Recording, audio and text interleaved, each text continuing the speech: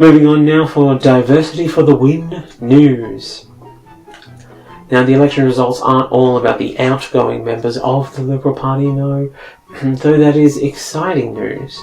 We also have people coming into the Parliament, people replacing said Liberal members, and boy oh boy has the media noticed, with the Sydney Morning Herald running the story that the incoming federal Parliament will include double the number of Asian Australian MPs, a statement that has scared Pauline Hanson so much that she might not take her seat back, lest she be in her nightmare scenario from 20 years ago, being forced to be respectful towards Asians. Not only do we have a record number of Asian Australians, we have a clear majority of female senators, and all this was achieved without the LNP putting in a single diversity quota in place, proving their old mandate that diversity quotas aren't necessary as long as one of the major parties openly hides rape allegations and fails to act on climate change. But mostly the climate change stuff, because remember, this was the climate election, not the decency and human rights election. After all, climate change impacts all of us. Lack of human rights only impacts the poor and the powerless, and frankly, they don't have the kind of influence that shifts votes. So maybe if they invested in, a sad polar bear to get their message out, they'll have a large chunk of the vote next time around. Good luck next time, poor and powerless. You'll get there. Diversity advocates pointed to the success of several non-white multilingual candidates in competitive seats in the federal election as evidence that minority populations in Australia were on the precipice of evolving like multinational butterflies into the middle class and taking the role of quiet Australians, which actually makes them worthy of acknowledgement as humans and not just bags of money to put under one leg of the table to stabilise the economic table when it becomes a little bit wonky. Congratulations! Women are expected to fill approximately 57% of Senate spots and about 38% of House of Representative members in the new Parliament, which will definitely change the games of soggy biscuit that get played in the prayer room and may cause a rethinking of the Parliament's standing and wanking onto your desk policy. I mean, it's political correctness gone mad, I tell you. There will be 13 members of Parliament from non-Indigenous, non-European backgrounds, which is up from 9 in the previous Parliament, and 10 of those are women.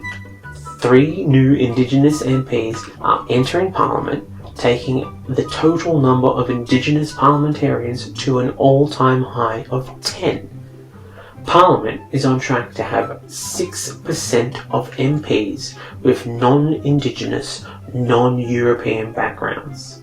Which sounds pretty good, right? However, the Australian Parliament is still significantly less representative than comparable countries like Canada, New Zealand, and Britain. Wait a minute, Britain? Guys, Britain. Really?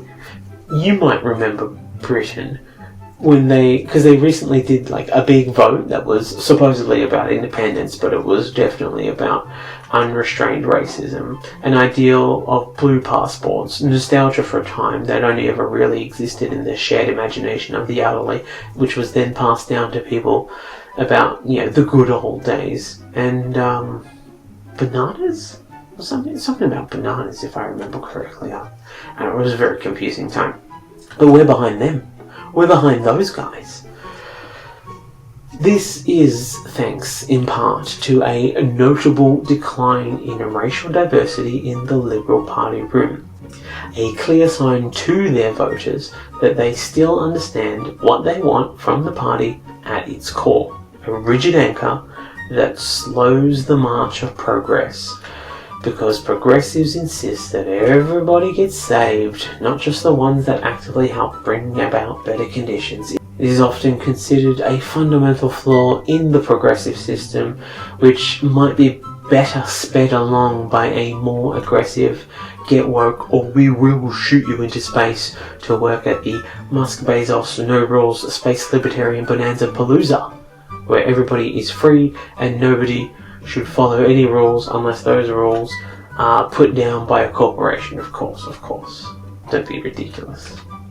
Now, a member of note in many articles for many of the wrong reasons is independent MP Dai Lee, who came to Australia as a refugee aged 11 and will be the first federal MP of Vietnamese heritage, who defeated Labour frontbencher and mum enjoying a parachuting experience for her birthday before she runs out of time to do fun things, Christina Keneally, in the previously safe southwest Sydney seat of Fowler. Dai Lee has come under scrutiny because of her heritage, with people jumping on Ozpol's favourite outdated ideal for our increasingly global community, Section 44. Lee rejects suggestions that she's ineligible for Australia's Parliament due to Section 44, saying on her website that she is not only a citizen, but she has been sure to take care of any citizenship issues.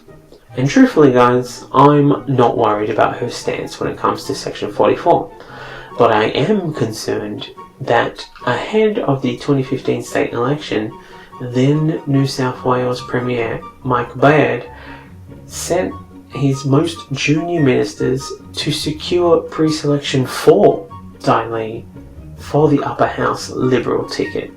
And she also had unsuccessful runs as a Liberal lower house candidate in the safe Labor seat of Cabramatta. So that is 2 times that she's tried to run for the Liberal Party. That's right, this isn't a one-off, try it and see if you like it, Liberal curious thing. She feels like enough of a part of her basic makeup that the Libs thought she was one of them and that they'd give it a crack. Now, her website says good things and I'm open to giving her a chance, but maybe keep an eye on how she votes and what she tries to bring in. After all, Dave Sharma's website said all sorts of nice things about being positive on climate change policy, none of which he followed through on. So just maybe we keep an eye on what she gets up to, as well as celebrate her milestone diversity. Like, we can do 2 things. We can do both things at the same time. Speaking of doing 2 things, incoming Greens MP Stephen Bates said he still has 3 shifts left at his retail job before he can travel to Canberra, claiming he will still be showing up as, quote, I still have to pay my rent. Painting a worrying picture that maybe the Greens aren't leftist enough. I mean, maybe we need a party whose members wouldn't be afraid to leave his former filthy capitalist captor high and dry. While class and solidarity is definitely a thing and you want to look after your fellow employees, his employer could definitely have swapped out the shifts with somebody who isn't moving to join the party of leading us up the pathway of guillotining some billionaires. I just feel like there was a bit of room to give.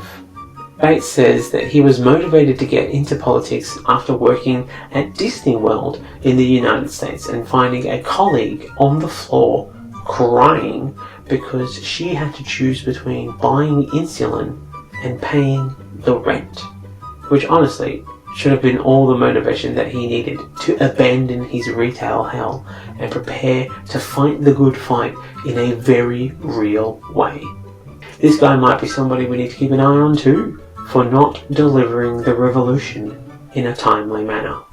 But as we head towards the end of the seat count, with, as of this recording, I think 2 seats left, Labour has just formed a majority government, and it is time for the major parties to have a real think about the shape of the parliament, about what people want and who the next generation is, and how they vote, really, and how vocal they already are about little things like, the potential end of existence, and that they really support and want to see more diversity.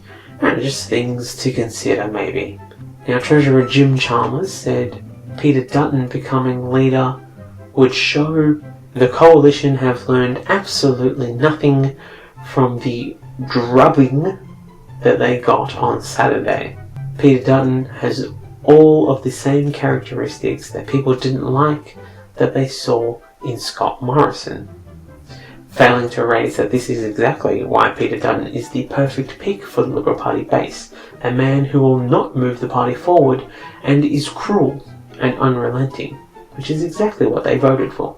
Finance Minister Katie Gallagher said she did not think that Dutton would pose a threat to Labor getting re-elected in 3 years' time, going on to say that Labor were going to have to leave that up to the Labor Party to fuck up. However, an equally stunned Labor Party, as one of their first actions as a government, will propose a royal commission into just exactly how Labor actually won the election. And, we do look forward to the results of that. Maybe it will give them some insights into running a party based on policy, rather than running a party on just not being the coalition. And we are all hoping for the best here at the Bearer of Weird News. The Commission will be a necessary hard look at themselves as the coalition heads into opposition, the place of yelling, saying "you're dumb" across the Parliament and rolling your eyes saying, I wouldn't have done it like that, in a passive-aggressive manner, while equally not having to prove any of the statements that you make. All in all, it's a pretty sweet gig, which is why after 9 years of extensive failure on climate change, sexual assault, Indigenous affairs, vaccines, wage growth, wage theft, refugees, unlawful detention, corruption, and the odd cheeky wank on a desk, the LNP are finally ready to hold the government to account for its actions. Better late than never, right? I mean, you wait around long enough, you get there in the end.